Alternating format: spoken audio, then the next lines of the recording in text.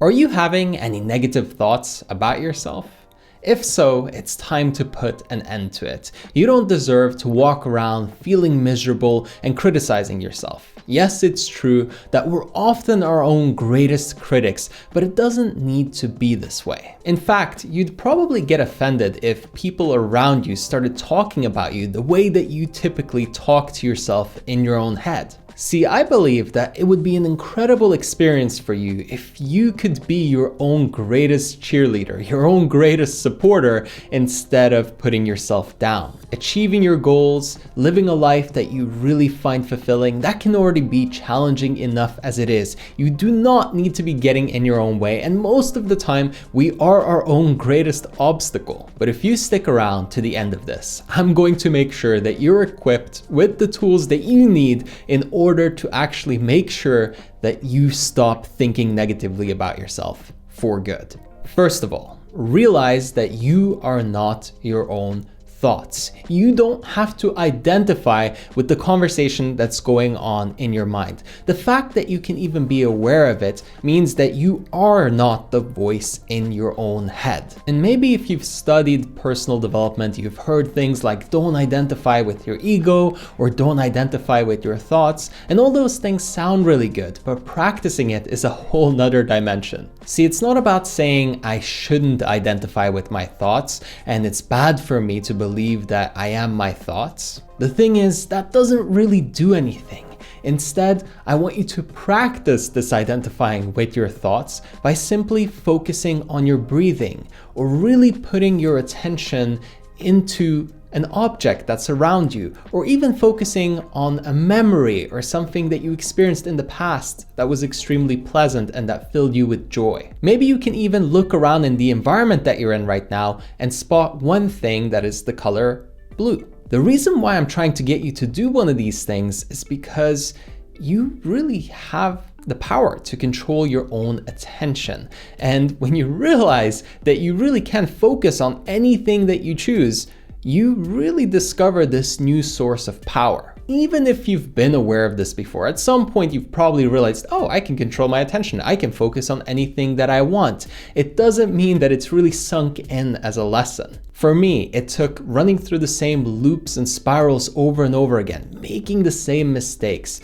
really sabotaging my own progress and growth so many times before I really understood the power of controlling my own attention. And we're going to utilize your attention to actually amplify the way you feel about yourself a little bit later. But just for right now, after you've completed the first step of realizing that you are not your thoughts, it's really just about taking the second step of controlling your own energy, your own attention. Decide, what do you want to think about? Do you want to keep thinking negatively about yourself? Do you want to have any negative thoughts about yourself at all? Are they useful to you? Do they empower you at all? Or do they make you weaker and actually make you suffer more than you need to? When you realize the harm that they are doing and you really see them for what they are, more of a pest than anything else really, it becomes a lot easier to walk away. You see, we kind of think that we need them because our ego is sort of built on these thoughts and beliefs that we have about ourselves. And often they lead us into a road where we can make excuses for our own behavior and continue to live a life and be a person that we're not really happy with because we have a convenient story that backs it up. When I first heard this, it was like a big slap right in my face. And the reason why is because I really believed that I was a victim, My life was unfair. I wasn't happy because the system was broken. It was somebody else's fault. It couldn't possibly be me. And yes, at first it hurt to really let that land.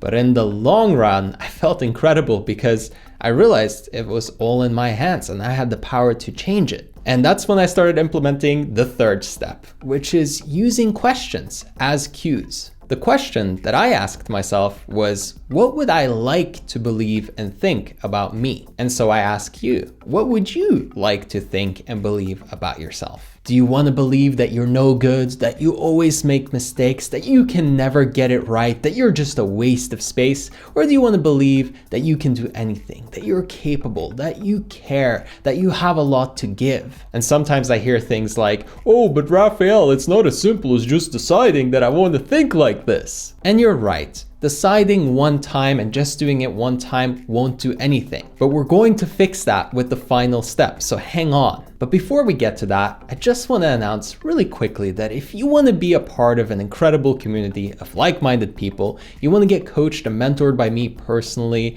and you want to have a great supportive environment where you can grow and become your best self, then I invite you to go to eraphael.com and book a free one-on-one call with me. We'll talk, see what kind of help and support you need, see where you're at in your life currently, what your goals are, and how I can best help you. Again, just go to eraphael.com and schedule in your call. Spots are limited, so if you do jump on it a little bit late, then there might be a waiting list, but we'll get you in eventually. Like we talked about before, attention directs energy. So what you have to do is really focus on what you like about yourself. And the easiest way to do this is to actually make a list.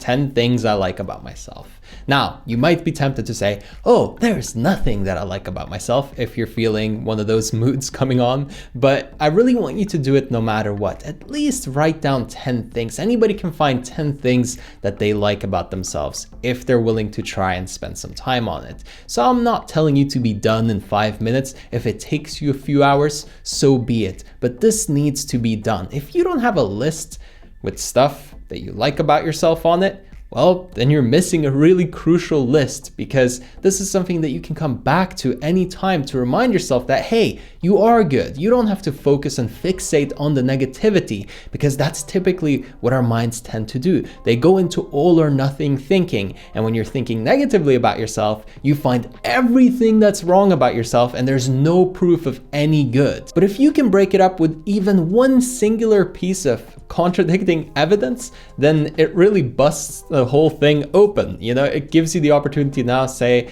oh, well, there's more stuff that I like about myself. I'm not all bad. And now you're escaping the old shackles, the old pattern, and you are taking control back. This list is almost like a get out of jail free card that you can use over and over and over again. So why wouldn't you have that in your back pocket whenever you get into trouble? Now, finally, I did say that we want to make this last, not just break out of negatively thinking about yourself one time or a few times. We want to consistently make progress and change and improve the way that we think about ourselves. So the final and fifth step is using repetition, because it leads to mastery. You gotta keep practicing the way that you think about yourself if you want it to be good, pretty much every single day, and preferably many times every single day, because the more you do it, the more that you start to buy into it, and the more that it becomes the new norm for you. If you're used to carrying negative thoughts about yourself, and that's been typical behavior for you, then it's going to take a little bit longer. I'm not gonna tell you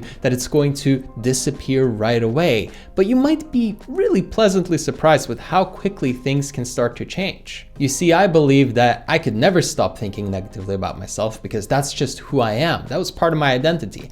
I always criticize myself. I'm always negative about myself. I always find the things that are wrong about me. But as I kept practicing and using what I already shared with you today, it became easier and easier to get a grip. Eventually, instead of struggling to find 10 things I liked about myself, I really didn't even break a sweat finding 100. Now, the goal, of course, isn't to turn into some kind of crazy narcissist, but we do want to love ourselves and we do want to appreciate ourselves. And if you've been thinking negatively about yourself, even a little bit, then the stark contrast, the great difference between thinking negatively about yourself and even just being neutral about yourself is already so liberating. And once you get into really loving yourself and finding things about yourself that you really, really like, and then developing further so you can have more things to like about yourself, it really becomes an amazing experience. This has been Raphael. I really hope this has been helpful to you, and I'll catch you on the next one.